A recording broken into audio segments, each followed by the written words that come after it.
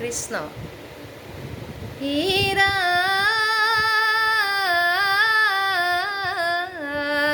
ৰাম ৰাম ও শাস্ত্ৰই উত্তম ও গীতা ভাগৱত এ ধৰ্মৰই উত্তম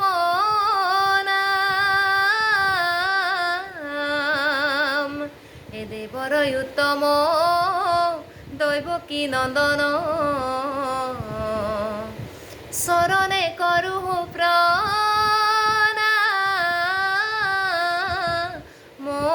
ৰাম চৰণে কৰোঁ প্ৰণাম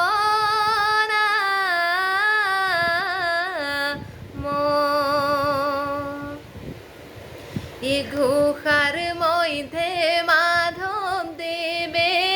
কৰে অংগীকাৰ এ শংকৰ তবিনে গুৰু নাহি কে